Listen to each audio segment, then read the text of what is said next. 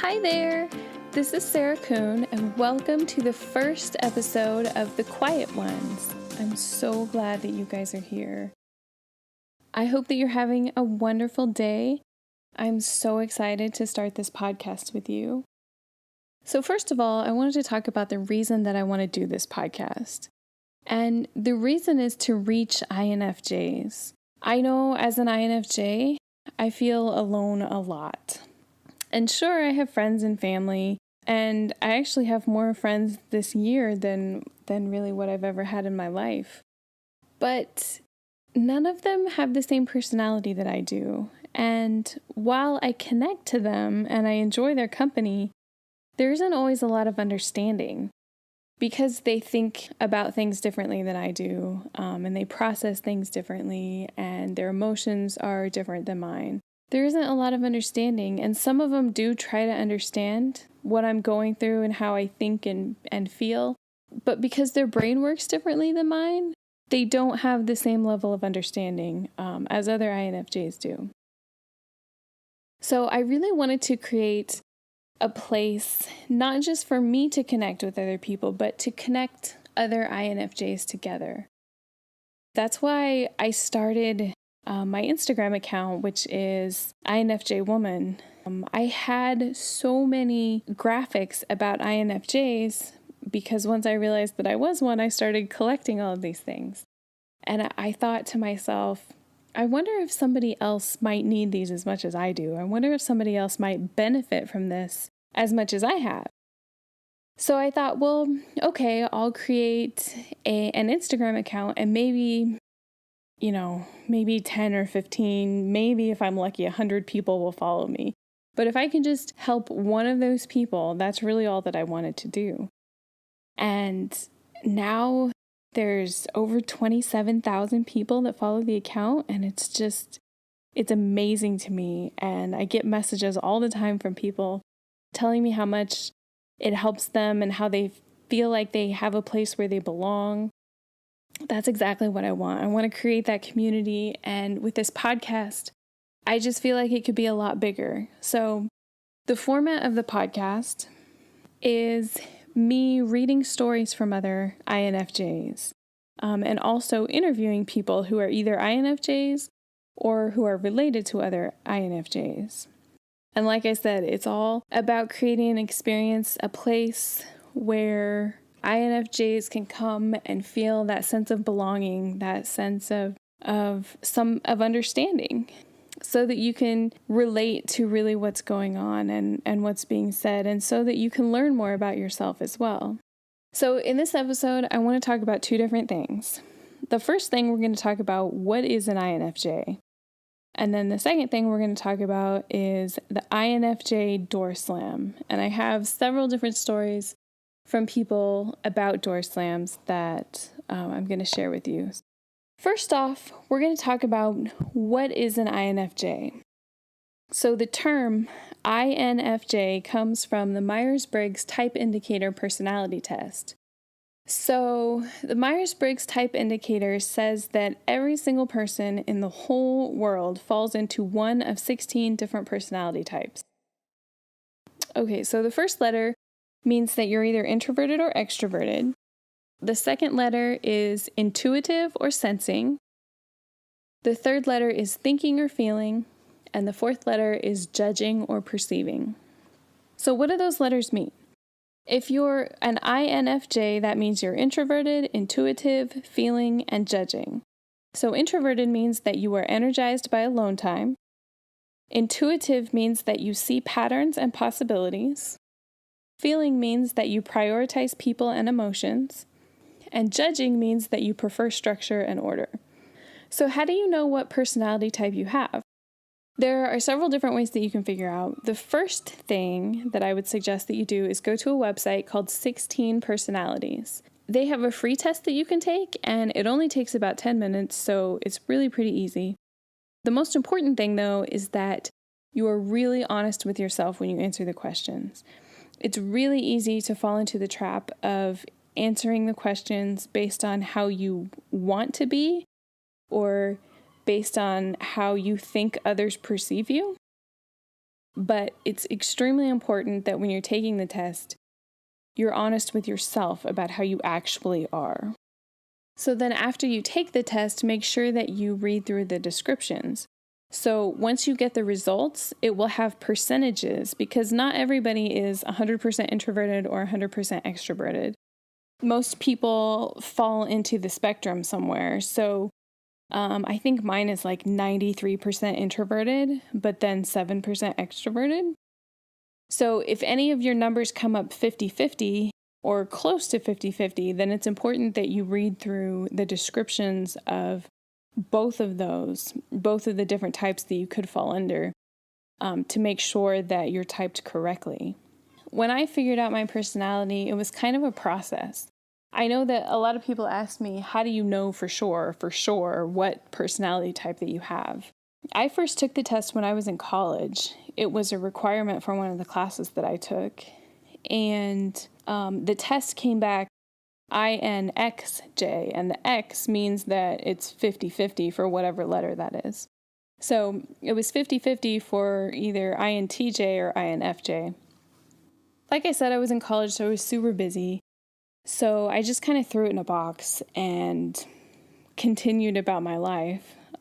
It was a couple of years later that I found it again, and it was at a time where I was really searching and struggling with some places in my life, and I went through it again and started reading about my personality and why I do the things that I do, and I really found it incredibly helpful.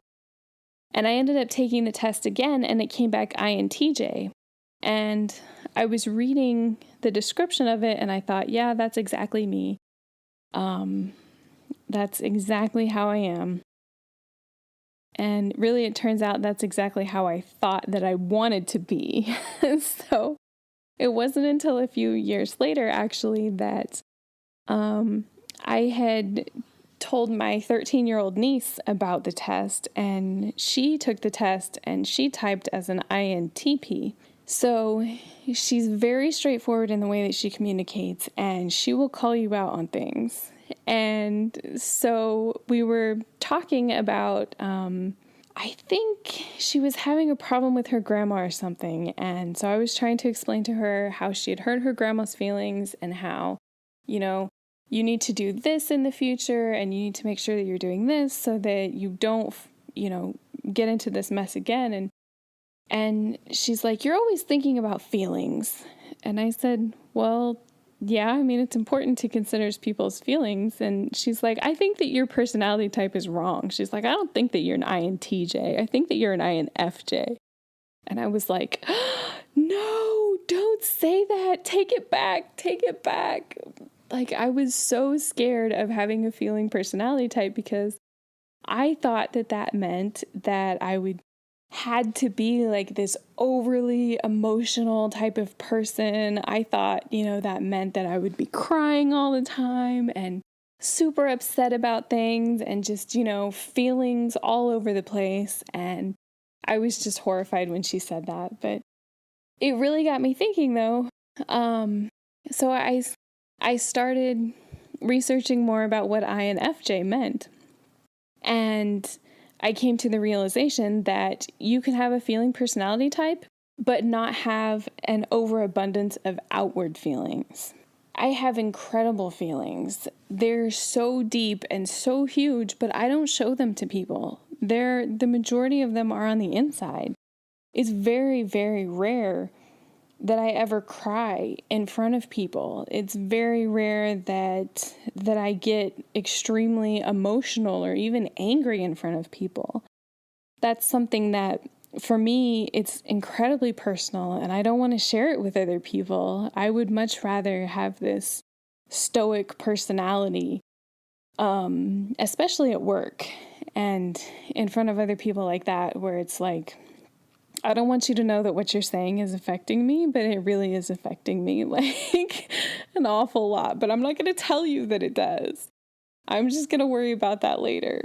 So I think that's where I wanted to be INTJ because I feel like that's how they are. They just don't let things affect them. And so I thought, that sounds really cool. I'd really like to be like that. But when I was really honest with myself, it was like, no, I'm like that on the outside, but that's not what's going on the inside. For some people, figuring out what personality type that you have is definitely a process. It's not always just, okay, I took the test, here's what the results came back, that's exactly what it is. Sometimes, we have to really be honest with ourselves and then read about the descriptions and then see, okay, what fits here and what doesn't fit. Okay, so the next thing that we're going to talk about is what we call the INFJ door slam.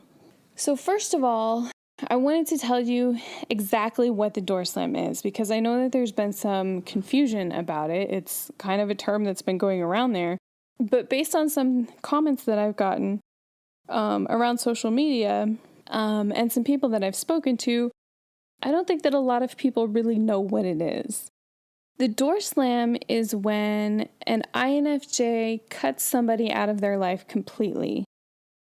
A lot of times it's without any discussion or warning, and it includes blocking phone numbers, unfollowing and blocking this person on social media and email, and sometimes it even includes moving to a different place and changing your phone number.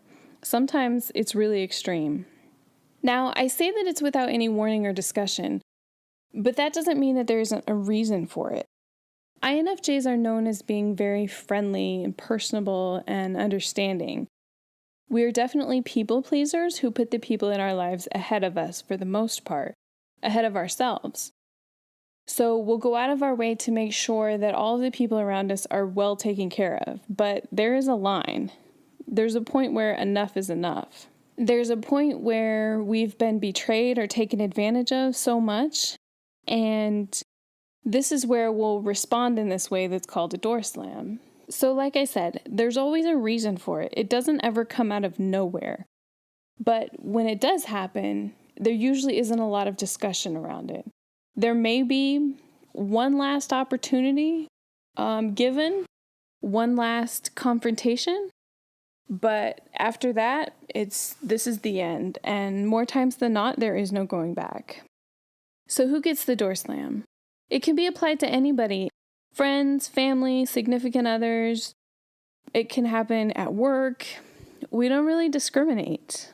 It's really anybody that we've gone out of our way to do things for, to be there for, and they've betrayed us, they've neglected us, they've been some kind of a toxic presence in our lives, and it gets to the point where it's like, okay, I've given you way too many chances, and you just have to go. Like, I can't let you hurt me anymore. Now, I know that you may be thinking, okay, that sounds really, really extreme. You just cut somebody out of your life like that. And sometimes it's without any warning for them. Or I shouldn't say any warning. I should say sometimes it's without one last warning. But the thing that you have to remember is that INFJs are very sensitive people. And like we spoke about before, we may not be sensitive on the outside, but we definitely are on the inside. We put so much into our relationships, and we're so deeply affected by the way that people treat us, especially the people that we value the most in our lives. So there's only so much hurt that we can take before we just collapse underneath the weight of it all. So for us, a door slam is a solution for self-preservation. It's not the first line of defense, though. Like I said, from the outside, it might seem that way. But we give people chance after chance after chance. And sometimes this is what it comes to. Because we don't like conflict, because we don't like any kind of disharmony in our lives, sometimes we just don't have another choice. And it's the only option that's left. And it's not something that we take lightly either. There's an awful lot of thought and consideration that goes into it when we take a measure like this. A healthy INFJ will realize that there's nothing else that they can do but to cut that toxic person out of their life for good. Okay, so I want to read some stories from real INFJs. And these are stories about a door slam. So the first one comes from Brigetta, who is in Jakarta, Indonesia. She says, my last door slam happened when my mother gave me strong advice for me to go to work to replace one of her friend's sons in his office. I was planning to resign from my job. It was about a year ago. She was more than persuading me. She told me about 10 times, and I kept rejecting her because I just hate being in her cycle of networks, as I know the environment and the habit. I wanted to be independent from her. Having too many suggestions and helps from her just makes me feel less and less confident about myself, and it was suffocating. The next day, she stopped asking me to try, and I did find a new job by myself later. As a child, I had selective mutism at school until I was about 9. I don't know exactly why, but I wasn't feeling prepared to join the school community, and I didn't talk almost since my first day at school. I hate being in a crowded group, but I really felt peace when playing with my older brother at home, just the two of us, and I talked a lot to him. When playing a video game with him, I almost feel like a recharge. I love playing Legos by myself for hours, drawing for hours, or playing dolls with my younger sister. These activities are relaxing for me. Now I'm in my 30s and working as a graphic designer. I dreamed of a less crowded workplace, but I know this is not very common. Actually, I don't hope to work with less people, but I crave more intense, meaningful, and close relationships with my coworkers. People who understand my vision and respect it, with less small talk and more serious conversation. That kind of relationship will fulfill my life. I know it is hard to have. I feel honored if I can help people, at least help them with their difficulties through my mission. Brigetta, thank you so much for your story. I absolutely agree with you. I would love a workplace that has less people. It seems like there are so many people in every single office, and the whole concept of an open office space these days is just the worst concept in the world, honestly, if you ask me. I work in graphic design and marketing during the day. I have a full-time job, and I work in a cubicle in an office that only has about 25 people, which doesn't seem like a lot, except when they're all in there and they're talking, and there's 3 or 4 people that instead of getting up from their desk, they just yell across the office. It seems like there's an awful lot of people at those times. So I completely understand what you mean. And also, when you said that you want less small talk and more serious conversation, I love that as well. I really wish that I could have that too. So again, thank you so much for sending your story. Okay, the next one is from Jessie, and she's from Cornwall Bridge, which I believe is in England. And she says, my biggest door slam was when I left my fiancé with our daughter and moved to the other side of the country at the drop of the hat. I don't regret leaving my fiancé because I had a good reason to. But I do miss him a lot, and after 2 years of no talking, we are now getting back together. The impact of leaving my fiancé for those 2 years was huge because we have a 3-year-old and she is getting to know him again. Our relationship feels like it is going to be stronger than ever now, though because we both have done a lot of growing up. You don't truly know if you love someone still or not until you end up doing a door slam on them and see if you end up missing them or not. Another door slam for me was when I stopped talking to and having any contact at all with my dad because it felt right for me vibrationally after dealing with all of his negativity growing up. I don't regret door slamming my dad for even a second, and it will be a year this November.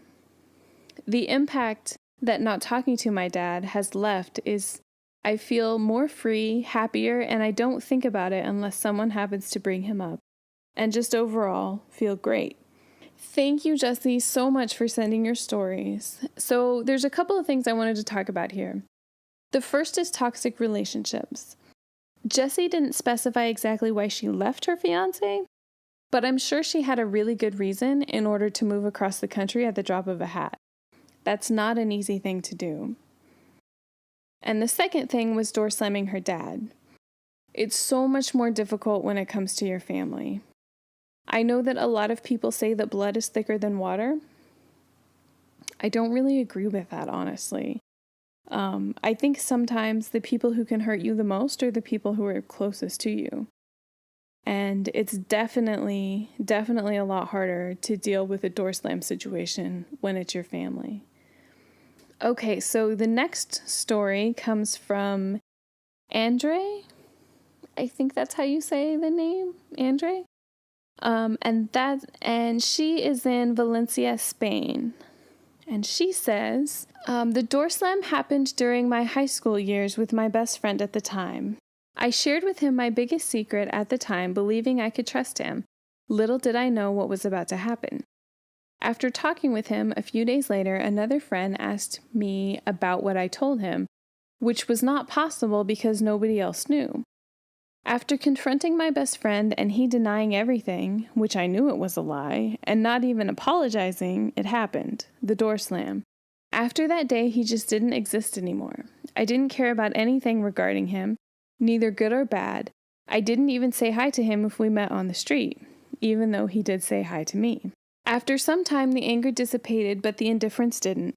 That's when I started learning about myself and began to realize that I was an INFJ. Thank you so much for your story, Andre. I definitely agree with what you say. A lot of times there isn't anger. It's more indifference, honestly. I think by the time that we decide to door slam somebody, we're already past the anger and it's more of survival and it's just more indifference. We learn to accept what life is like without them. So the last story that I wanted to share with you is one of my own, actually. I've used the door slam a few times in my life. I've used it on every boyfriend that I've ever had, it seems like. I can't do the whole let's be friends thing. It just doesn't work for me. If we're not going to go out anymore, let's just pretend like we never existed to each other. That's just how I operate. I think the biggest door slam for me was my older sister. I know it's really hard to talk about, especially when it's your family. Especially just thinking about doing something like that to a family member is incredibly difficult. But sometimes it's necessary. And I wanted to share this with you guys because I want you to know that when you have people in your life who are toxic, who are hurting you in some way, and not just once or twice, but repeatedly over a number of years, that sometimes the only thing that you can do is remove those people from your life. And it doesn't matter whether they're family members or friends or whoever they are. Sometimes you're better off removing them from your lives. I kind of got ahead of myself there, so let me tell you the story. So, my older sister has a substance abuse problem. And she's had this problem now for more than 10 years. And it's really sad for me, especially because we were like twins growing up. We're only a couple of years apart, and we did everything together. She was my person. Anytime I needed anything, she was the person that I went to. We have opposite personalities. So she's very outgoing and friendly, and she loves people, and she has all these great ideas. And I was the more laid-back person who was like the sidekick. I was the one who dealt with all the details and was the responsible one in every situation that we got into. There were tons of situations. But it was fun, too, because she was the leader, and I was the person who was always following behind, doing everything that she said that I should do, right? But then, unfortunately, about 10 to 12 years ago, she started down this road of making bad decisions, and I didn't really even understand how bad it was because in this situation, she didn't get into a bad problem overnight. It was a gradual progression, and I really didn't have any way of knowing how bad that it would get either. I spent years and years trying to help her, trying to make her see that she had a problem and that she needs help. Even now, she still doesn't think that she has a problem, and she refuses to get help. So for anybody who's dealt with somebody in this situation or who's been in this situation themselves, The first step to getting help is admitting that you have a problem. And if you can't admit that, then you can't get help. For her, she won't admit that she has a problem. Instead, she just has all of these issues. And I put up with her lashing out at me numerous times, blaming me for all of her problems, and her demanding that I do something to help her, not in a, hey, I want to go to rehab kind of way, but in a, hey, I need money, you need to give me money type of way. So I put up with all of that for years and years. But after all these years of me trying and failing, I realized that something really important was missing. If she can't admit that she has a problem, then it doesn't matter what I do to help her. She's not going to get better. There's nothing that I can do to help her until she admits that she has a problem. So a few years ago, I decided that enough was enough. I no longer wanted to deal with her emotional abuse or with the toxic behavior. I just couldn't. I couldn't be responsible for her problems anymore. It was affecting me way too much. So I blocked her phone number on my phone. I deleted her from all of my social media without any warning or explanation. And I really haven't looked back since. The impact that it has had on me has been mostly positive, though there have been some negative things. There are still times when I miss her. I miss her like crazy. Like I said, she was my person. I miss having her as my best friend in my life. But I've gained so much by not having to deal with her being so toxic. She was this larger-than-life personality when we were growing up, and I was always in her shadow. But now I feel like I've really stepped out of her shadow, of her opinions, of her negative comments. I've learned how to be myself. I've learned a lot about me, a lot about what I want. And I've learned how to stand up to other people rather than just accept what they say. At times I do feel guilty. At times I still think maybe there's something I can do to help her. Maybe I did the wrong thing. But then I hear from other people who are still dealing with her that she's still doing the same thing, that she doesn't want to admit that she has a problem. And again, I realize there isn't anything that I can do to help. There's absolutely nothing I can do. The only thing that I can do is to set a boundary to protect myself from a toxic situation. So that was my experience with a door slam. Like I said, that's not the only one that I've ever done. There have been a few, unfortunately, but there's really always a good reason behind them. They don't just come out of nowhere. Okay, so we're going to move on to the next segment, and this is called Ask Sarah. I get a lot of questions from people about INFJ related things, and I wanted to share some of them with you because I know that a lot of people ask me the same questions. I thought it would be nice for everybody to hear some of these answers. Okay, so this one is from Elizabeth. Hey Sarah, I've been a fan of your page for a while now. Thank you, Elizabeth. It's nice to know there is another INFJ woman out there with the same mindset. I was hoping for some advice on more of a job or career path for myself. Basically, the current day job I have is in retail, but the products we sell have to involve us with the customer quite a lot. It's not as simple as selling bread. Our products are for projects. I have to deal with emotional customers whose project has failed, deal with phone calls and emails daily. Now, I love the products we sell, I love the projects and helping people achieve results, but the whole job in itself is mentally draining for me, as you would know. I have been in it for 3 years now and never have any energy. Even my boss complains about this, and it's hard to explain it to her. It's not me being lazy. I feel like it's a stab at who I am because I can't keep up and be so happy and smiley 24/7. Everything I have read about INFJs says sales and customer service is a no-no. What would be a solution rather than moving over to another retail job that has the same issues? Many thanks, Elizabeth. Elizabeth, I completely understand what you're saying, especially about being in a retail job. I actually worked in retail for probably 10 years through high school and college, and then a little bit after college.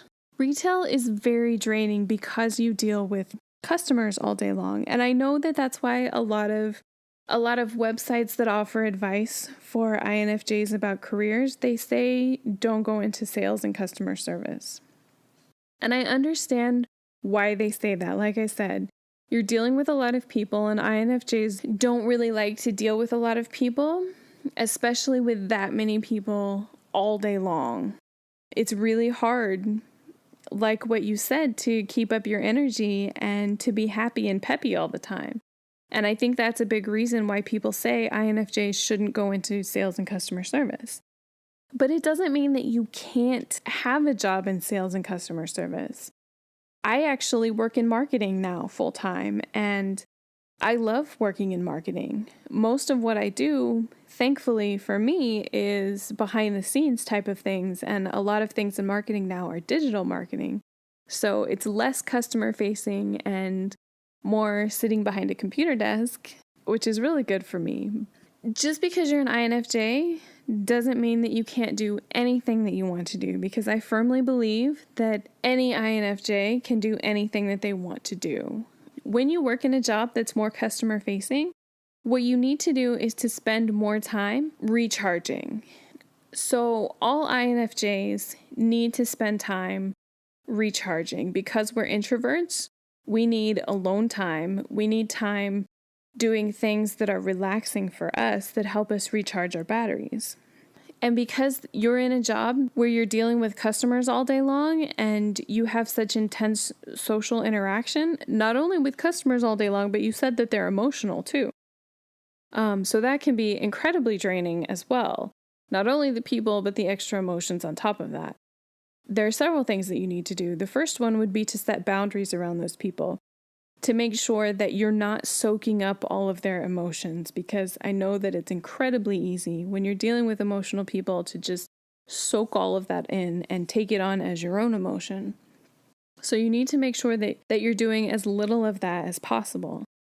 And then the second thing that I would say is to spend more time doing self-care. Spend more alone time, more time relaxing, more time doing anything that makes you feel happy or feel good. So whether that's taking a long walk in nature, whether it's working out or reading a book, or whatever the case may be, self-care is incredibly important to help you regain your energy. And you said that you've been there for 3 years as well. So maybe it's time for you to take a vacation.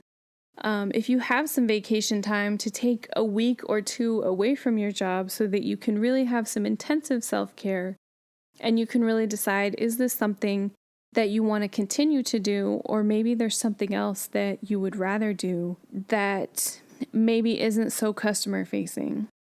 But whatever you decide to do, I hope you listen to your intuition. I'm sure that you already know what you need. I just want to be the one to give you the permission to do that, whatever it is. All right, ladies, I think that that's all that I have for today. Thank you so much for listening. I really appreciate all of your support. I love reading all of your comments, and I try very hard to read all of my direct messages. So if you have something that you would like to talk about, please let me know. You can send me a direct message on Instagram at INFJwoman, or on Facebook as well. Same thing, facebook.com/INFJwoman. I would love to hear your stories, whatever stories that you have to share. I would really love to hear them. You can go to my website to find a list of the upcoming podcasts for the different story topics that I'm looking for. That's INFJwoman.com/podcast. But really, any story that you have, I would be more than happy to share. And you can send those to me again on Instagram or Facebook, or you can email them to me at podcast@infjwoman.com. And there's also a place on my website where you can submit them. And again, that's infjwoman.com/podcast.